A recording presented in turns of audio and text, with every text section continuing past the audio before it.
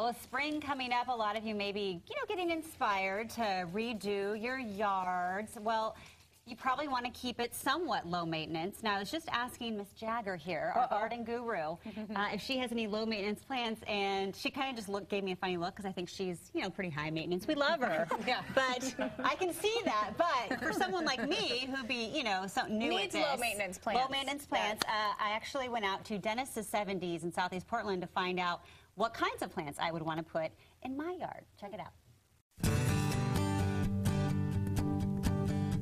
So we're out here at Dennis's 70s in Southeast Portland with Dave Snodgrass, and you are going to teach me all about low maintenance plants. And this is for the person that I guess doesn't want to do a lot of upkeep on their lawn or yard. Yeah, correctly. Well, it's real important that when you're planning your landscaping that you're trying to minimize the maintenance and the care that you're going to have down the road, because that gets to be a lot of work. Right, and there's certain plants to help you do that, right? And we're standing in front of some. Yeah, definitely. What I would recommend is start with some favorite plants, the ones that are tried and true.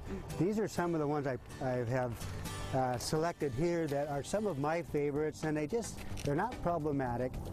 This is Vinca minor, nice color, ground cover, low. This is an Oregon grape, native to Oregon, so just it really resists problems. Your Andromedas, some of the Nandinas. This is it's actually a juniper. Okay. And this is not its natural shape, and so that's a part of the low maintenance that you need to consider, because once you start to take a plant out of its natural shape, then you're committed to high maintenance from then on. So you're going to have to prune this to take it out of its natural shape. If you pay attention to the plant's natural habit and you prune it that way, you don't shear but you thin, then it's going to be a lot easier to take care of. So this plant is a Nandina. It's Sierra Sunrise, and it gets about 3 feet high.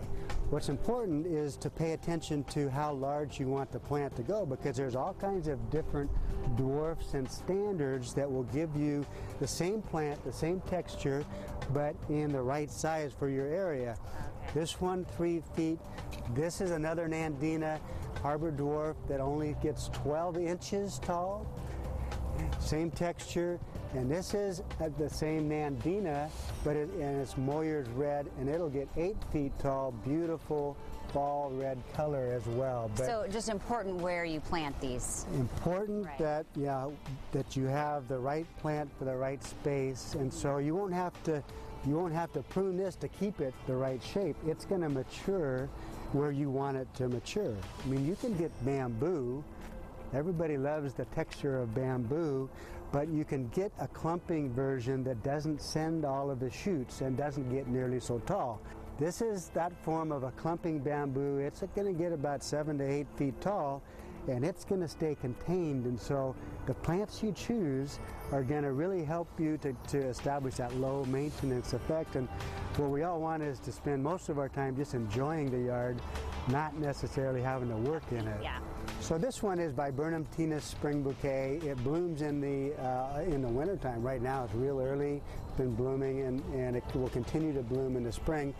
This is one of those plants that if you put it in the shade, it's going to have problems. It's going to get mildew on the leaves, and so that's why it's real important to pay attention to what the plant requires for exposure. And this plant would require full sun. It could be on a hot south side of a building and just do great. This is Helleborus, and this is one of the hottest plants right now. It's just come back into popularity, and it blooms for 4 months, and starting in December all the way through March, and so it gives you some really neat blooms when nothing else not much else is blooming.